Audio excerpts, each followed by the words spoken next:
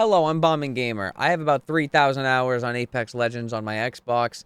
I played from the release day back in, February of 2019 all the way until about season 20, 21, I think. Um, and from where we are now, I haven't played the game a lot because Apex is incredibly frustrating to play competitively for a long time. Rots your brain. It becomes the only thing you care about, and you have to throw your entire life away to reach a high rank in that game. So, side note, don't play competitive Apex. It's a great way to actually ruin your life. But besides that, you guys should know I care a lot about Apex. I think that them being the most important and most competitive first-person shooter to exist right now is, I think that's really cool. But I'll tell you this, it's come at the cost of kind of the core heart of the game, and that's not just my opinion. This is coming out that this week, Imperial Hal, who's famous for being one of the number one Apex Legends players of all time, recently made a tweet saying, "Hey, this game has lost all its heart, and what it means to be an Apex Legend has completely changed over the course of the time that this game has existed." And I don't entirely disagree. If you guys remember, on October 3rd, 2024, I made a video called the Rise and Fall of Arenas, the Biggest Blunder. And the reason why I called the video that is because when you go over the overarching history of how Arenas came out, was catered towards, focused on, and then the main game started struggling because they weren't focusing on it, because they were too busy focusing on other things, was kind of a big issue. Just for the record, the video is going to be in the description down below. It is a 4-minute video that I made, 4 minute 15 seconds. It basically goes over the entire overarching history of Arenas and why it just constantly spiraled out of control to the point where they removed it from the game. That's not something we hear of often. We don't hear very often that game modes are getting removed from games. Very rarely does it happen, but now we're at a point where in the economy, there are game companies like Steam that are allowing refunds for players who aren't getting those game modes anymore. So let's go ahead and pretend, right, that Apex Legends was a game that you had to pay for, right? And you had to pay for that game and you paid for it, right? And then they added Arenas, right? And you only liked Arenas. You started playing Arenas exclusively, and then they take Arenas out, right? That happened recently, I think over the weekend with, I believe, Battlefield 6. There was a user on Steam who completely had the game refunded because they removed all of his favorite game modes. And they actually gave the man his money back, which sets a very awesome precedent for consumers. It actually makes us feel like, maybe Steam gives a fuck about us compared to all these other companies that have proven time and time and again that they do not care. And the way they've proven that they don't care is by doing things like they did with Arenas. But here's where things get interesting. If you guys go ahead and go out of your way to look up the infamous Moki Sniper, awesome movement player for Apex and Titanfall as well, 142,000 subscribers. I made a video about 2 hours ago. I'm looking at it right now with 2,500 views. Very low for a Moki Sniper video, but that's because of how early I am in this discussion. He made a video. It's also going to be in the description down below. It's only about 3 minutes, 4 minutes long. It's going to be in the bio down below. I should recommend go watch my video and then watch his video and then come back to me. And I want to make a very, very, very important point to you right now with me. They're doing it again. What they're doing with mixed... Why am I getting blurry? What they're doing in this situation is textbook identical to what they did so long ago with Arenas. They are focusing way too difficult, way too hard, all of their energy on this brand new wildcard game mode. And I understand, right? People like it, people play it, right? So people are, as long as people keep playing it, they're going to keep, focusing energy into that. And here's something I'm going to say, right? I remember when wildcard was coming out and everyone was saying, "Oh, this is the best game mode we've ever had. This is the best anything." I'm going to be super honest with you. I don't understand how most of the community thought that wildcard was a decent, acceptable, game mode for Apex to have. It feels like shit. I don't like it. But that's more of a personal I don't like it thing compared to I think the game mode is inherently bad. I don't think the game mode is terrible, all things considered. I think that it plays poorly, and there are probably other things they could have done, like arenas, that fit so much better because you're taking away a lot of the RNG aspect out of, the game about raw skill, and I think that that's super duper important. But here we are. The main game hasn't been updated. The Battle Royale hasn't been seeing a lot of love lately, and Moki says it here. I think that that's a little concerning that they're willing to make the same mistake twice, especially after a corporate buyout as big as the one that, EA had this coming year. So the way that they're able to make arenas, make a bunch of people fall in love with the game mode, and then they stop paying attention to their main game, and then after like 6 to 8 months, to usually a year or 2 years actually, they will go, oh, maybe we should update our main game. Well, that is kind of how we started, so let's put some attention into that. And then they take their attention, they put it into their main game mode, and when they do, they completely stop supporting arenas. They completely stop supporting wildcard. They completely stop supporting mixtape. Guys, listen, I'm gonna be honest. I can understand having arenas and Battle Royale at the same time, right? I can understand having mixtape and Battle Royale at the same time.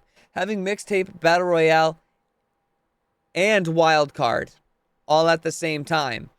Kind of a dangerous idea when you've proven you can't handle more than one game mode at a time. It's not that I don't think you can do it. I know you can do it. You've just proven to us that you can't by choice. What's the sense in this all or nothing game design technique that they have at EA? I don't know what to say of it. I don't know. It infuriates me. I'll tell you that. It pisses me clean off.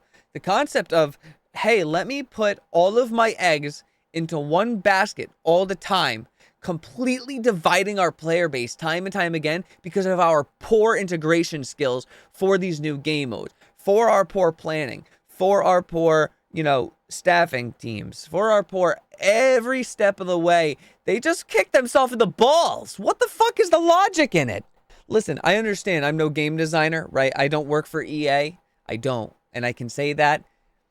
I have spent a lot of time studying EA, Ubisoft, Blizzard, all these different companies, even Mojang, like Microsoft, Sony, like you got to keep up with these guys because a lot of these things a lot of these issues stem from inside the office. I'm not sure if you guys have recently heard, Microsoft has had some massive layoffs. They've gotten rid of like 13 different layers of middle management that they did not need to have.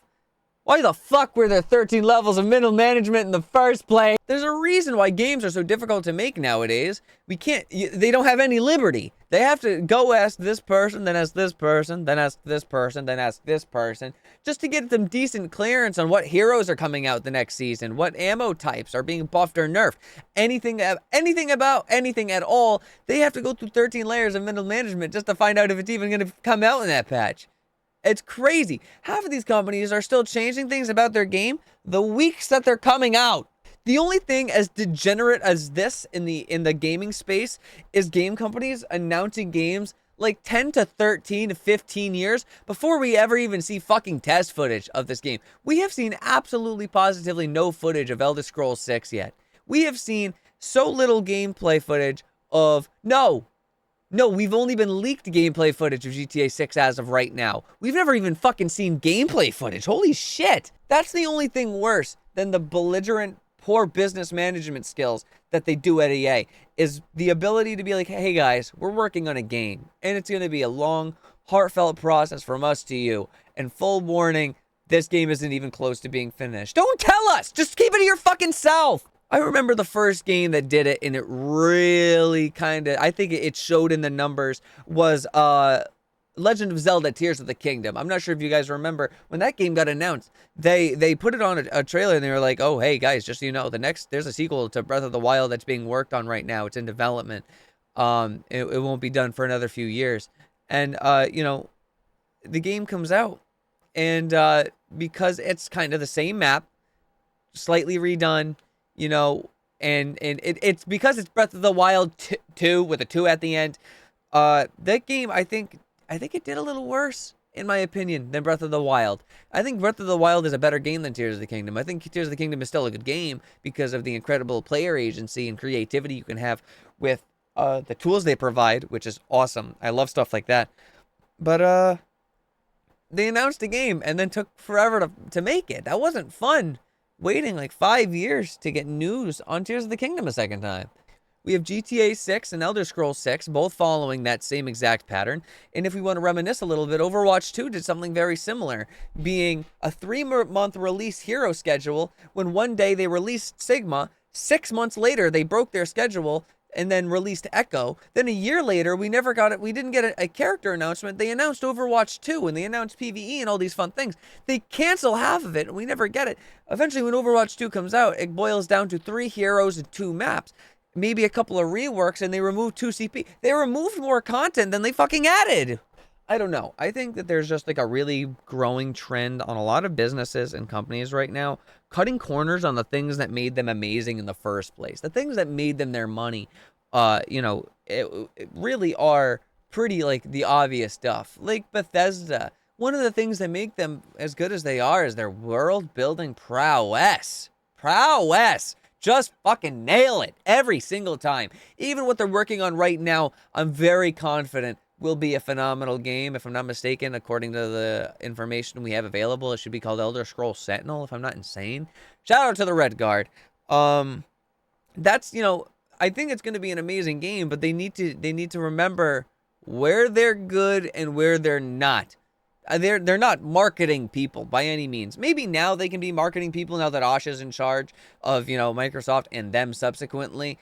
Especially with the changes now with Obsidian being in charge of Fallout 5, a new Vegas remaster, and a Fallout 3 remaster.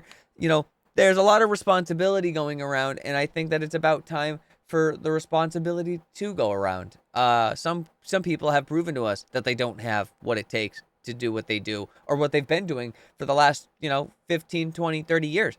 But I think that a lot of this stuff will change when it comes with new age game developers, people in my age bracket picking up the torch and going into game development.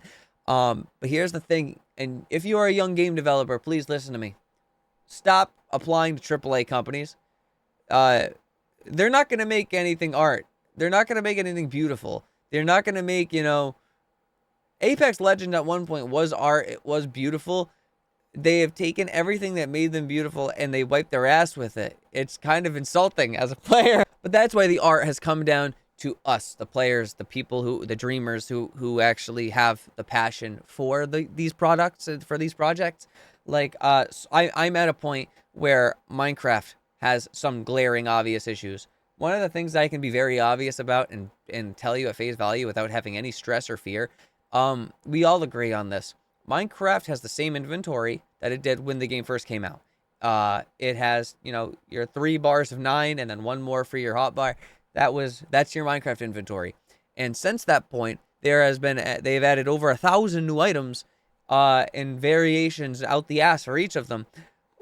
When are we gonna use our fucking head? You can't pretend that shulker boxes are a solid enough excuse to be like, oh, this is the solution. This will fix your problem. You get them in post-game. Most normal people who are playing Minecraft don't make it to post-game. They slow progress. Like myself, I'm a slow progressor. Most Minecraft players are slow progressors because that's how you're supposed to enjoy the game. If you're jumping in the end and you're going straight for the elytra to make your firework farm, listen, go you. I'm proud of you, right? You have a way that suits you better. Unfortunately, your playstyle, it just is not the average. And that's one of the most important things when it comes to game design is pandering to the average and not pandering to, the highest common denominator being top 500 players or scooping the bottom of the bucket and going to the shit boxes and telling them, hey, guys, I need you to come here and, make this game for Wolverine. But that's all I have to say. This is kind of more of a rant on business and certain concerns that I have in the industry that are becoming slowly standard practice. If a company is willing, especially like Apex, is really willing to throttle their player base with arenas and then make that mistake a second time, and then not just do they make that mistake a second time, they actually add a third game mode on top of it to split their community not just down in half, but into thirds. It's bold. It's saying, it's as a statement from a business. It's saying, you guys were gonna play our game anyway. It's all you know. It's all you do. And if you didn't come, listen, if you didn't come back, we would shut the game down ourselves because we would be confident in our own misstep.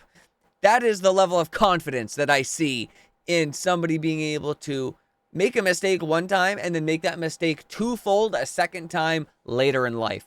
It's painful to watch, especially as someone who learns lessons from other people's mistakes. I can watch someone else make a mistake over and over and over again. I'm learning from their actions because I'm not making the same mistake as them. It's not that hard to watch mistakes being made, put them in your brain, reflect on those decisions that were made, and comprehend, maybe critically think a little bit as to why this could be a poor idea.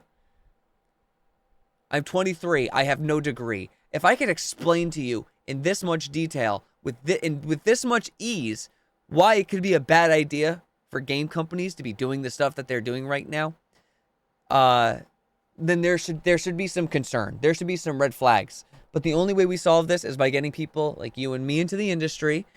The only way we solve stuff like this is by litigating on video game industry, mainly getting some rules in bound for crunch time, putting in rules for removal of content.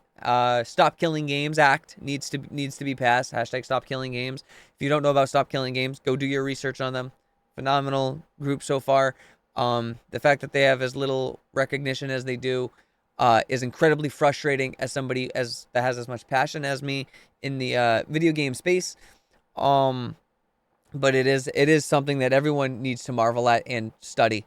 But that's all. I'm done yapping. I just wanted to have a quick yap sesh. Tell me what you think about all these different things that I'm talking about. Tell me how you feel about the Minecraft inventory issue. Tell me how you feel about games getting announced and then not seeing words on them for 5-10 years past the announcement dates. Tell me how you feel about Apex Legends being able to make this mistake 2 times in a row and then doubling it and giving it to the next person. That is, I need to know if it's just my opinions that are like this or if it's other people that feel the same way. But I am going to tell you one thing. If one moron goes into these comment sections and says, it's just not that deep, your critical thought bubble has popped and is absolutely been destroyed and demolished, and you are bootlicking a billionaire and out here, have more of my money, sir. Have more of it. You're smart enough to break the cycle and make smart decisions now so that you can educate your next of kin and be a better person. All right? It's okay to be wrong. Say when you're wrong. Admit it. Be cool about it. Move on. Learn. That's it. That's all I got to say. It's been fun, guys. It's been real. Don't be weird. Don't touch yourself. It's a sin. Be good. Be safe. Take care. I love you. Have a great rest of your night.